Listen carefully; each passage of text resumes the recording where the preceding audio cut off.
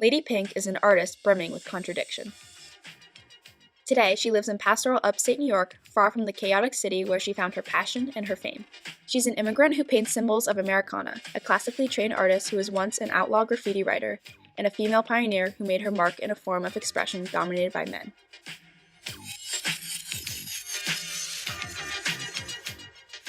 Lady Pink's story embodies that age-old cycle: revolution and reaction. Her bold decisions to break rules and defy social norms has reshaped our conceptions of art, gender, and urban life itself. She pursued her craft and her commitment to speak truth to power despite the severe reactions from municipal authorities. Born Sandra Fabara in Quito, Ecuador in 1964, Lady Pink was 7 when her family arrived in the United States, first living in Brooklyn, then Queens. My mother was an exceptionally strong woman. She came to this country not speaking the language, with no papers, and 2 little girls in tow. Until I was 16 did I get my green card. So we were illegal immigrants here, for sure. Upon arrival, the Fabaras found New York City in decline. Facing bankruptcy, city officials cut services. Trash piled into mountains, and urban infrastructure was left to decay. Unemployment soared and crime ran rampant. The Black, Latino, and Caribbean communities in Queens and the Bronx, which was literally burning, felt these issues most directly, but urban squalor and danger lurked throughout the city. John Hecker, a lifelong New York City resident, recalls the city's crime issues. I got mugged with a razor blade through my throat a block from my school on 62nd, and well, it was on 61st in Madison that I got mugged. I mean, imagine. It wouldn't happen today. So it was very, very different. Against this backdrop, a new form of cultural expression emerged: hip-hop. And graffiti was its visual voice, rebellion made visible for all to see. Graffiti was not new.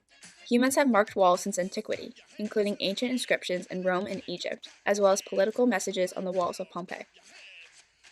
Modern graffiti can be traced to Philadelphia in the late 1960s. From there, it quickly spread to New York City. With trains traversing its 850 miles of track across the city's 5 boroughs 24/7, the subway system was a prime target for graffiti writers since their messages could be seen throughout the city. Where I met guys who actually painted subway trains, and it took me a minute to convince them that I was tough enough and brave enough to go into the train tunnels, into the train yards, and paint those big old subway trains like the guys. I'm just barely 5'2", and I didn't even weigh 100 pounds. As a teenager, while attending New York City's High School of Art and Design, Pink would sneak out in the middle of the night, entering dark tunnels and dangerous train yards armed with stolen spray paint. Each tag was risk and rebellion rolled into one. She often had to hang upside down or operate in freezing temperatures in order to accomplish her work. Sometimes these illicit painting sessions ended by outrunning the police or, after their introduction in 1981, the city's patrol dogs. One wrong step and she could be electrocuted by the 1,000-volt rails or fall to her death. The danger didn't deter her. It is an act of rebellion, and rebellion is a necessary thing in our society. Otherwise, it goes stagnant. She called herself Lady Pink, a name that blends toughness with femininity, defiance with grace. Her mere presence challenged stereotypes in the male-dominated graffiti world, and her tag was a reference to her love for Victorian romances, as well as an embrace of her status as the only active female graffiti artist in New York City at the time. For 6 years, from 1979 to 1985, Pink painted New York City subways as a part of the legendary graffiti crew, the Cool Five. They painted entire subway lines aiming, Pink says, to reclaim public space and beautify their neighborhood. Their art crisscrossed the city, spreading color through its steel arteries. Pink's fame skyrocketed after she starred in the 1983 movie Wild Style, the first hip-hop film and the first to feature New York City graffiti artists. Pink's outlaw work is now welcomed inside the white walls of the establishment. At only 17, her work was first formally exhibited at MoMA PS1's New York New Wave show alongside Andy Warhol, Keith Haring, and Basquiat. And at age 21, Pink had her first solo show, Femme Fatale, which cemented her role in reshaping representation and sexism within the graffiti subculture. Today, Pink's art is in the collections of museums and private collectors worldwide, including at the Metropolitan Museum of Art, the Whitney, and MoMA. The reactions were amazing. They were loving it. They were loving the rebellion, the color, the art. Our tourists thought that the trains came like that, beautifully painted. Others were not as bullish.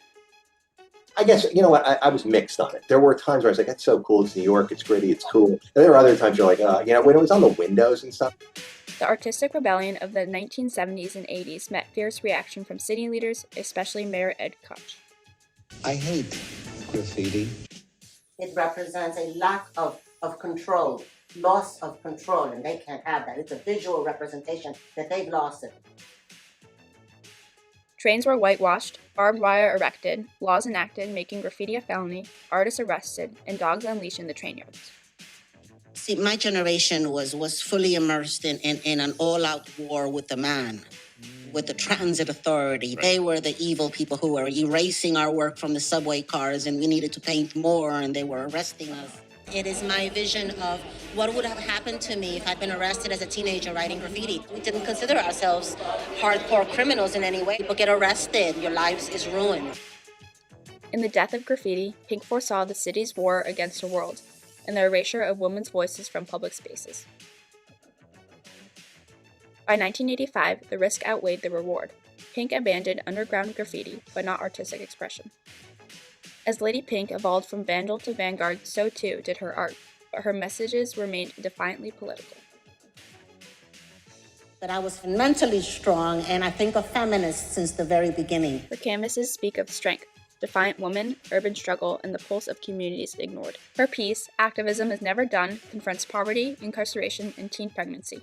Her Colorado mural, an image of a stylized uterus, was in response to growing restrictions on women's rights. I mean, I can see it in like when we travel and paint walls and murals, like the influence that she's had on people all over the world, and feeling of rebellion that she inspires in other people. Decades after she stopped illegal graffiti writing, the past returned. The Vandal Squad, that's the graffiti police, they've been around since the mid-70s. They have raided our house twice in the span of 10 years for no reason at all. They just come and mess with us and such. So that is the lasting impact on our lives. They hated the fact that we are prospering, you know, as artists and such. They feel that our origins as vandals, you know, shouldn't allow us to prosper or inspire others. They hated that I paint big walls outside. And then long ago, they were like, you know, stop inspiring others. And then so they mess with us. They get a couple of flimsy warrants. They come in, nothing that holds water, but they take all our stuff. They drove me out. So as soon as we had that raid, I started looking for houses. And so I got the hell out. And now I live in an area where the Vandal Squad don't have jurisdiction to come and raid my house for no reason at all.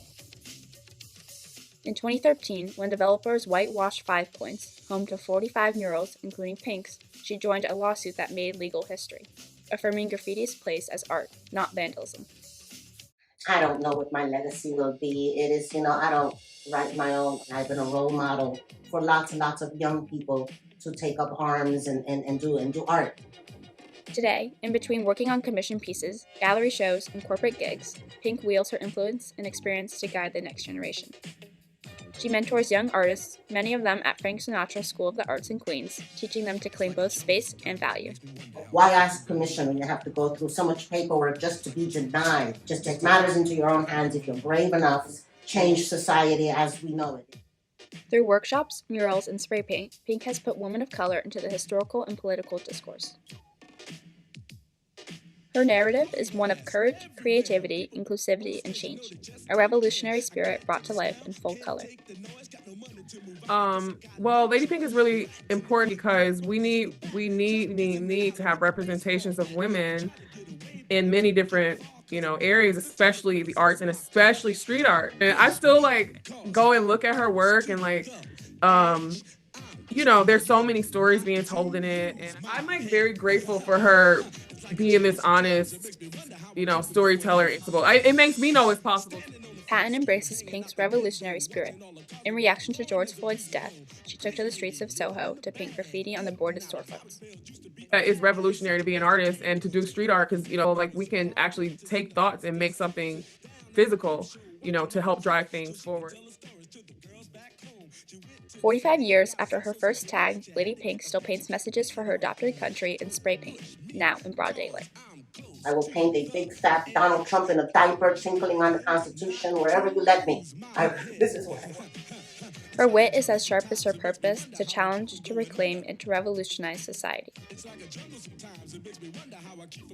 Pink may shy away from calling her work revolutionary, but her rebellion helped remake the art world, especially women's roles in it, and changed how a city sees itself.